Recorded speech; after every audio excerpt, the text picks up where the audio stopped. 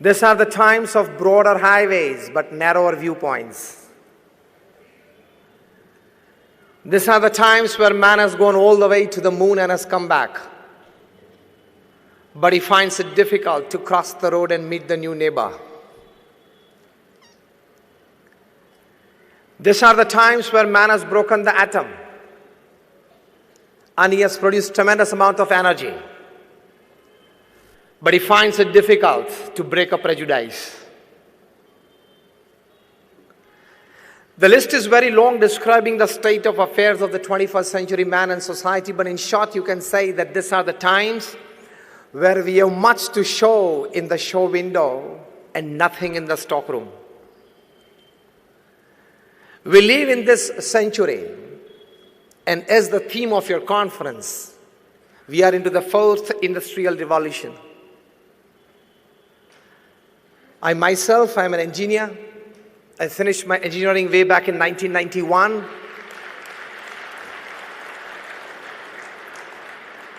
I could see from the faces of many that when you were just in your shorts and as toddlers, I finished my engineering. And thereafter I took my Diksha. I'm a saint since 26 years, so I know both the parts of the world and both the parts of life. I come from one of the largest organizations in the world, the BAPS swaminarayan Sanstha. How many of you have been to Akshardham at Delhi or Akshardham at Gandhinagar? Almost all of you. I come from that organization. Such small and big, we have 1,300 campuses in 60 countries of the world. We have a permanent seat in the United Nations as an NGO. We do 162 different kinds of social, cultural, educational, medical, environmental activities across the globe. And when I want to talk something to you today about rethinking your goals,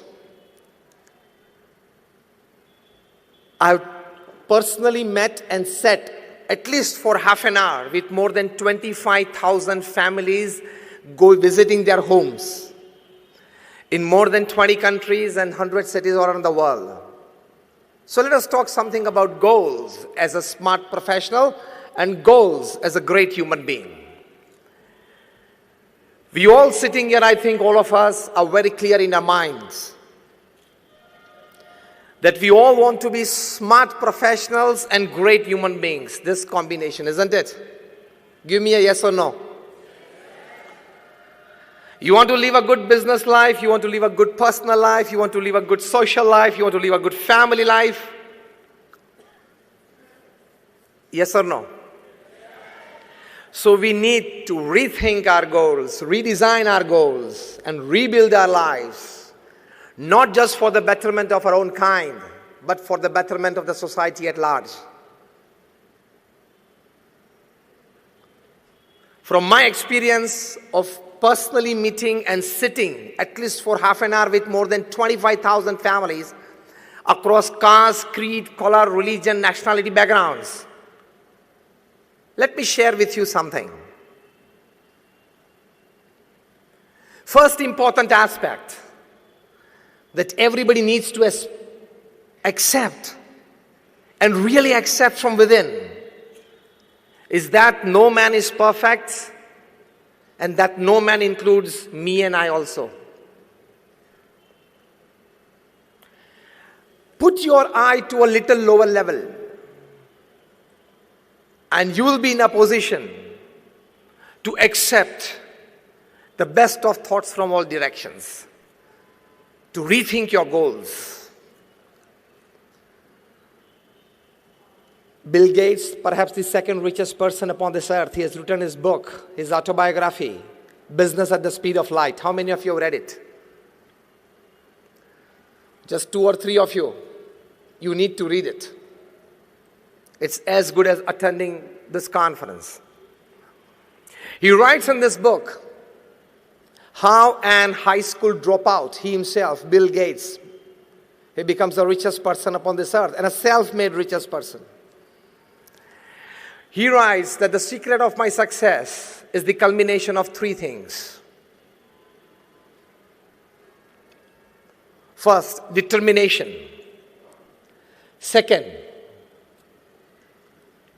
intense hard work. And third, acceptance of the ideas of others.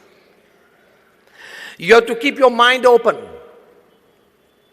You have to keep your ears open. You have to keep your eyes open to accept good ideas from surroundings that can constantly and really constantly keep on shaping up your goals for the betterment of yourself, for the society and humanity at large. Acceptance of the ideas of others is a big aspect. Second important aspect to rethink your goals is the biggest worry of the society today, and rather the biggest disease of the 21st century man, is that we have given too much power to money than it actually deserves. We all sitting here, we have given too much power to money that it decides our relationships, it decides our status, it decides everything in our life. Lesser the love for money, more clarity of goal will be in your minds. First, tell yourself that definitely I will earn big money, definitely I will use for a better purpose, but I will not have over attachment towards it, because it is the root cause of all miseries in life. From physical ailments to mental disorders to emotional instabilities, the principal cause is overlove for money. It is not helping you in any way, at least to redesign your goal of life. Just sit back at home today evening and make two lists. List number one, things that money can buy and make you happy. And list number two, things that money cannot buy and you still need it to be happy. Raise your hands if you can give me an answer. Things that money can buy to make you happy. I started a luxurious car. Now give me answers, a couple of you. A house. Just raise your hands if you want to. Things that money can buy to make you happy. Family? Traveling, okay? Nobody else from that corner. Comfort? क्या ज्यादा सोचा नहीं रखा इसके बारे में? रात दिन उसके पीछे तो दौड़ते हो. Things that money cannot buy to make you happy. I started. Happiness. Just raise your hands. Peace, love, health. Sorry? Good time with loved ones. I tell you with confidence and my experience of 26 years of speaking at national, international seminars and meeting n number of national, international personalities and reading more than 500 autobiographies and biographies in my life. Let me tell you, if there are 100 things that money can buy and make you happy, there are 1,000 things that money cannot buy and you still need it to be happy.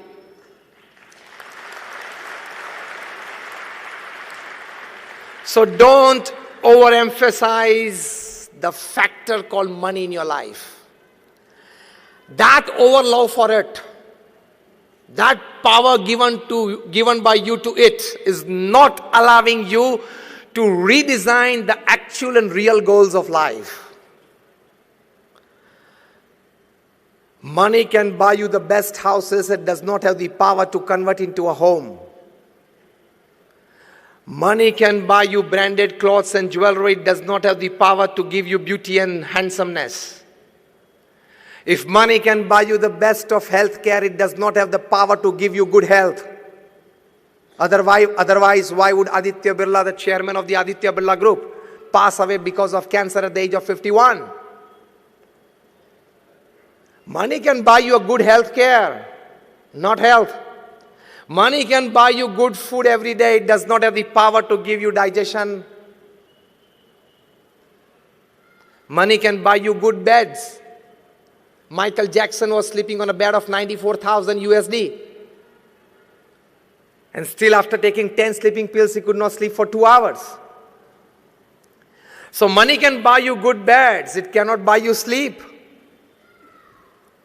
So again, I put forward emphatically the statement that if money can buy you 100 things to make you happy, it does not have the power to buy you other 1,000 things which actually make you more happier.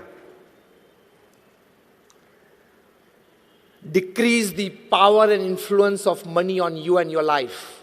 Only then you will live a perfect human life. Again, I repeat, it is needed. Earn it well so that you can help the society well.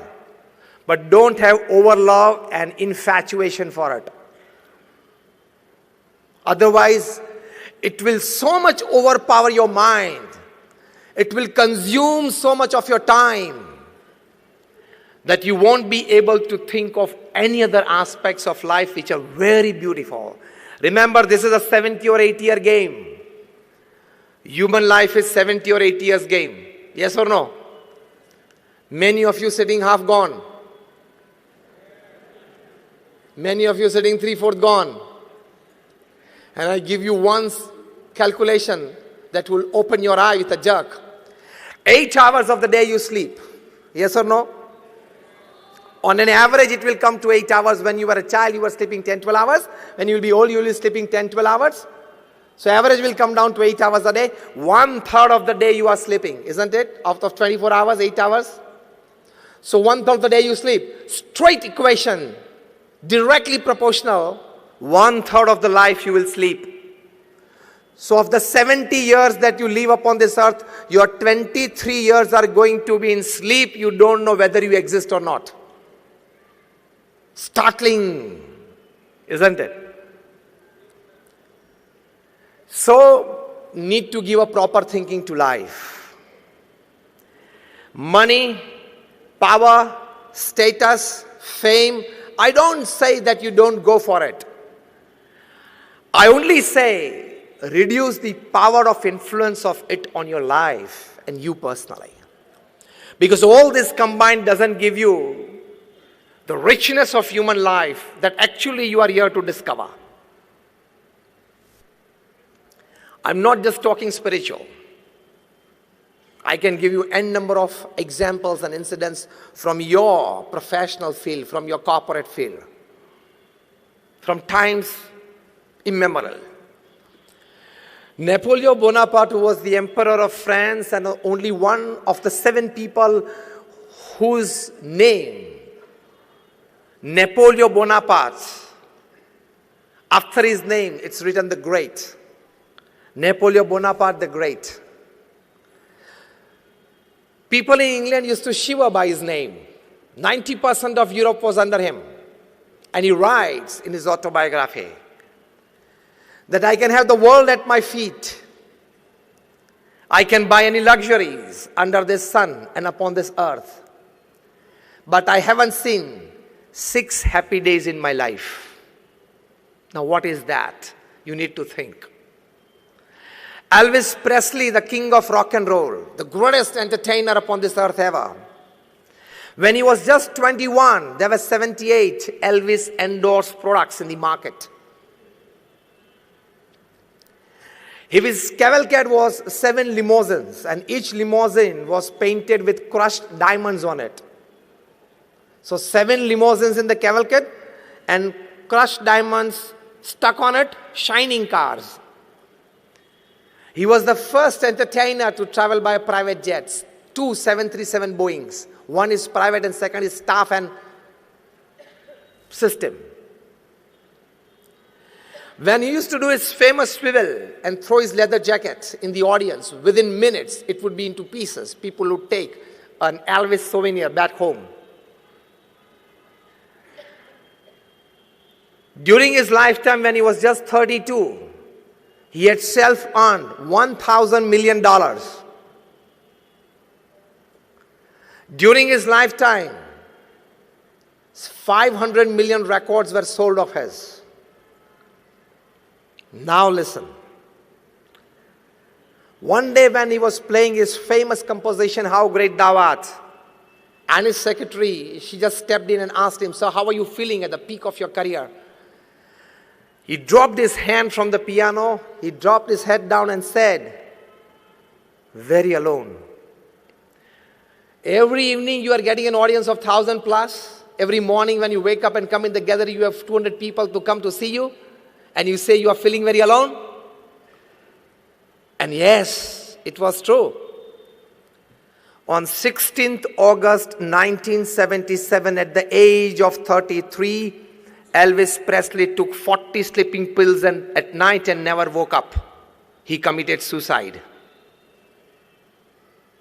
At the age of 33. Why, with everything that all of us crave for, he had to commit suicide? Not such one example. Why did Dharam Hinduja, the scion of the Hinduja family, at the age of 22 commit suicide? Did he have one Mercedes less? Was he asked not to have one more travel plan? You have to rethink, to redesign your life, rebuild your life. Money, fame, status is not everything in life. Again I say, you definitely go for it because it's a human endeavor, it's a human dignity. But keep a physical mental bar, keep a time bar somewhere, keep a satisfaction bar somewhere so that other good thoughts from all directions enter your mind to make a fascinating, enriching human life.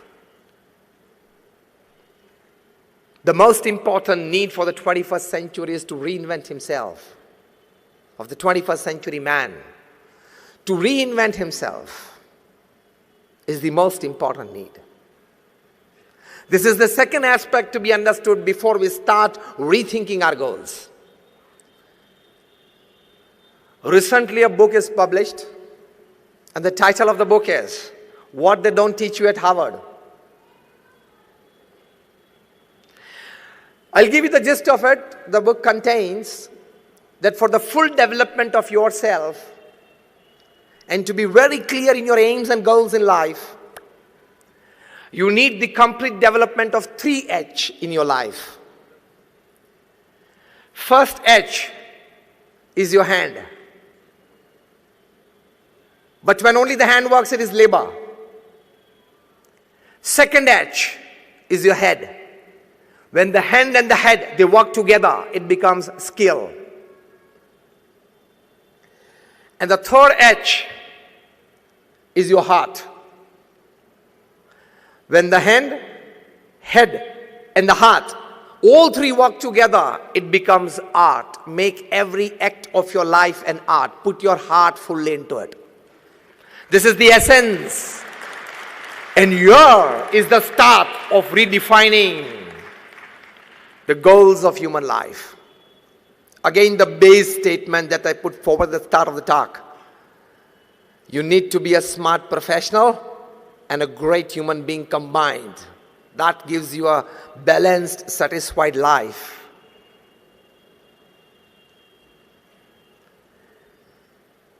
Ratan Tata, he was at a convocation day of a B school just about a couple of years back.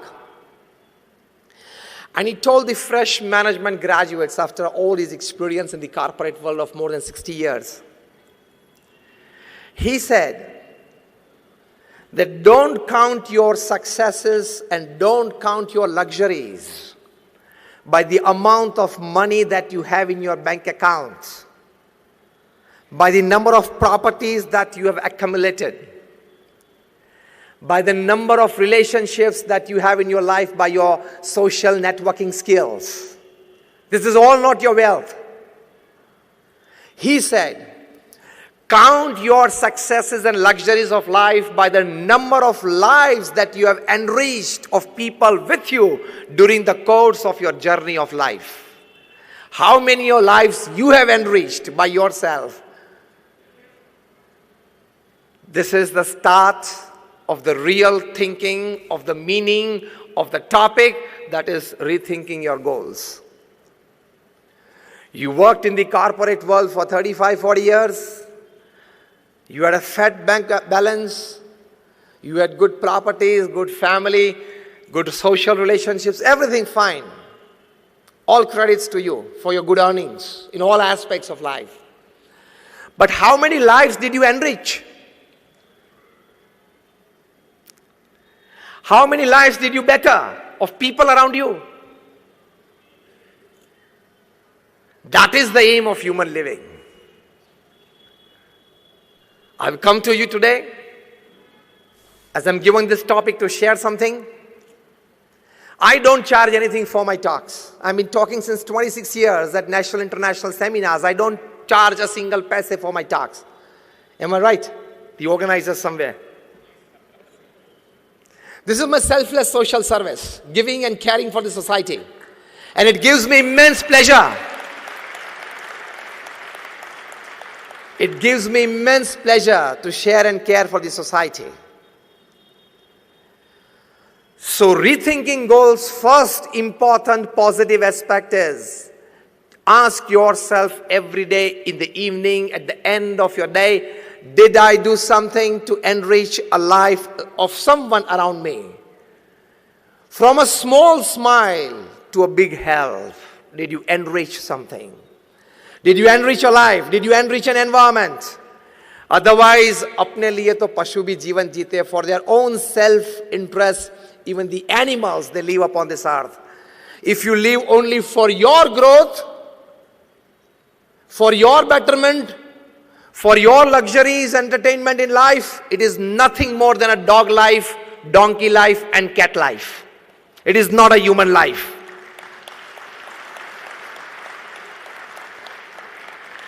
If we all here are destined, and we are fortunate, we are specially blessed, all of us sitting, that we have things, many things, much more extra than an ordinary human being. Isn't it? In all ways of life. Then when you have that, you must spare some part of it, of your resources and time for the betterment of people, enriching people and environment around you.